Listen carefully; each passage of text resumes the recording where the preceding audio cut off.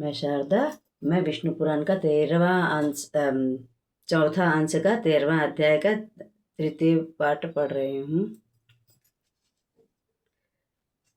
उन्हें आया देखकर राजा जनक उन्हें अर्घ्य देकर अपने घर ले गए। इधर भगवान वासुदेव द्वारका चले गए। जितने दिनों तक बलभद्र जी विदेह नगर रहे उतने दिनों तक धृतराष्ट्र के पुत्र दुर्योधन ने उनसे गदा युद्ध सीखा।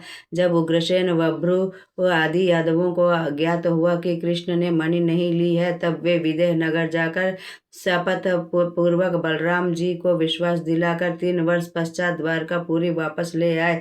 उधर अक्रूर जी भगवत परायण रहते हुए मणि से प्राप्त स्वर्ण से यज्ञ अनुष्ठान करने लगे। उस मणि के प्रभाव से 62 वर्ष द्वारका में रोग, दुर्भिक्ष, महामारी आदि नहीं हुए, किंतु अक्रूर जी के जाते ही अनावृष्टि आदि उपद्रव होने लगे। तब भगवान श्री कृष्णचंद्र, बलभद्र, उग्रसेन आदि यदुवंशी सलाह करने लगे कि इसका क्या कारण है।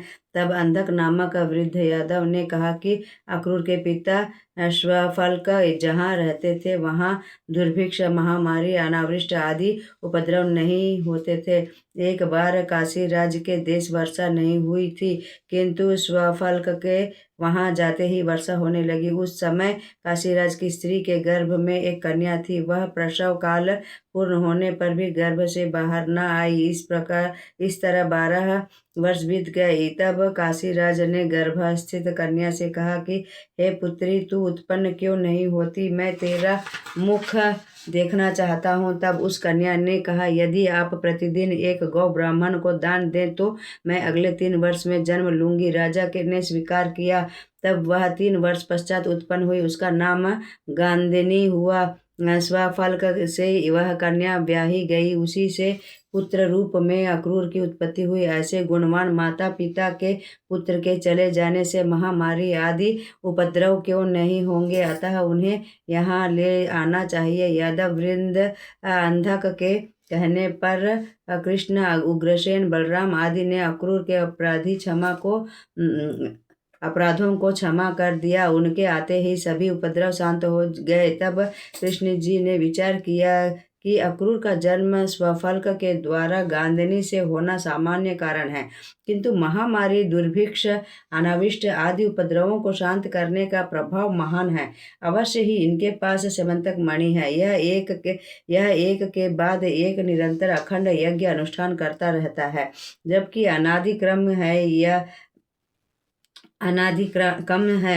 इस तरह निश्चय करके भगवान श्री कृष्ण जी ने एक दिन समस्त यहुवंशियों को अपने महल में एकत्रित किया और प्रसंग वंश परिहास करते हुए अक्रूर जी से कहने लगे, हे दानपते, संसार का उपकार करने वालों को जो स्यमंतक मणि तुम्हारे पास है, उसके लिए बलभद्र जी मुझ पर संदेह करते हैं, अतः आप एक बार उसे दिखला दीजिए। तब अक्रूर जी ने अपने वस्त्र में छिपाई हुई स्यमंतक मणि निकालकर यादव समाज के सम्मुख रखते हुए कहा, हे प्रभु, सद्धनवा ने मुझे यह मणि सौंप दी थी। उसकी मृत्यु के उपरांत मैंने बड़ी कठिनता से आपके पास रखा कि आप मुझसे आज, कल या परसों मांगेंगे। इसकी चौकसी के क्लेश से समस्त भोगों में अनासक्ति चित्त होने के कारण मुझे तनिक भी सुख नहीं प्राप्त हुआ, अतः आप इसे स्वीकार कीजिए। यह मणि मुझे सद्धनवा ने दी थी, जिसकी हो वह ले ले।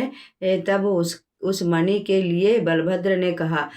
इस पर श्री कृष्ण ने, समान मेरा भी अधिकार है। सत्यभामा ने कहा, यह मेरा पिता की दी हुई संपत्ति है, इस पर मेरा भी अधिकार है। इस तरह की भावना देखकर श्री कृष्ण जी बोले, इस मणि को अपनी सफाई देने के लिए ही इन यादवों को दिखलवाया था। इस पर मेरा और बलभद्र का समान अधिकार है तथा सत्यभामा का पैतृक अधिकार है।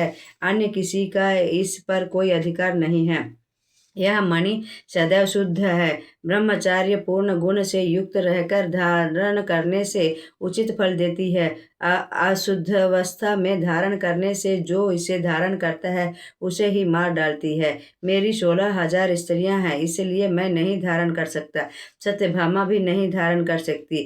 तथा बलदाऊ भैया को इसके कारण मदिरा और संपूर्ण भोगों को त्यागना होगा, इसलिए ये भी नहीं धारण कर सकते।